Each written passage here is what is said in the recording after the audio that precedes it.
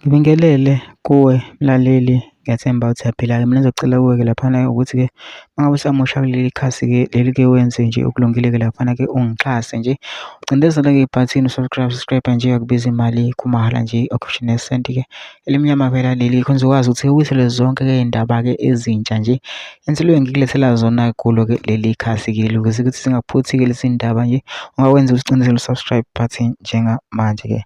Udaba ukulethele lona namhlanje selivelile laphana-ke owe-MK-ke laphana kwaveza-ke okucashile kube kungaziwa-ke laphana-ke ngokwenziwa-ke yi-ANC na-ke laphana-ke ethi-ke i-ANC na-ke laphana-ke isayine ama-contracts nje okusolakala engathi-ke isizophuma-ke e-KZN kungenzeka mhlawumbe ukuthi ingaphathi njengoba amavoti-ke avuna-ke i-MK-ke la e-KZN. Sekuthiwa-ke i-ANC isayine ama-contracts-ke namakhampani-ke ala e-KZN-ke o-5 years-ke kuveza-ke lo mlisa lo, kodwa-ke angifuni ukuthi mina wezwa ngami phela nje into enza nje ngiyatetela ividiyo yakhe uzizwele wena ucabula phansi bese uzwile-ke le video lena, ungene kuma-comment section-ke ufike usho umbono wakho ukuthi wena ucabangani-ke ngalo-ke lolu daba-ke lolu-ke ngicindezela nebhathini nje usubscribe nje, akubizi imali, kumahhala nje, okhishini nesenti-ke elimnyama-ke leli-ke. Nawe-ke le video-ke awuyithokozele. Yeah, no, MK leadership sila eStenga, eJustice Gizenga Mpanza Regional Hospital.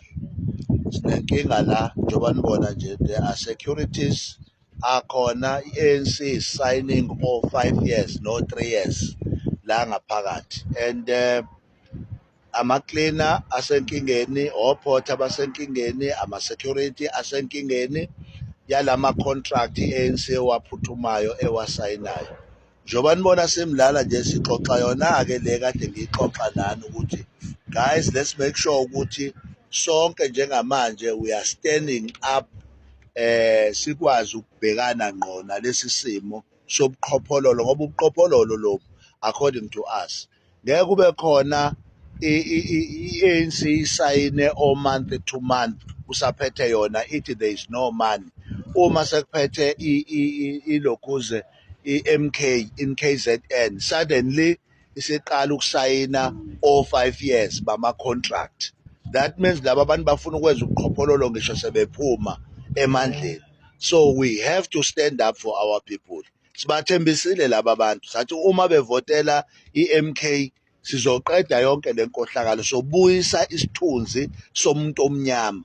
Silana because laba bantu kufanele ngokomthetho ngabe thina njengenhlangano sibaletha kwi-system ka-government, bagade laba bantu isibhedlela, baklina isibhedlela, baqhube igule kwisibhedlela, but laba bantu bangama-private, ba-control ama-private companies.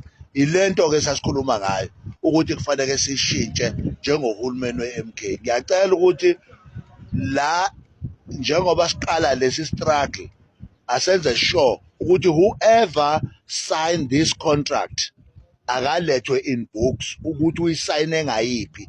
All along bebelindeni ukuthi bangawafaki lama contract abe ku-5 years, balindele ukuthi uma bephuma bona bashiye nale corruption yabo ukuze basale laba bantu bedla ngathi. Ayikwazi ukwenzeka leyo nto.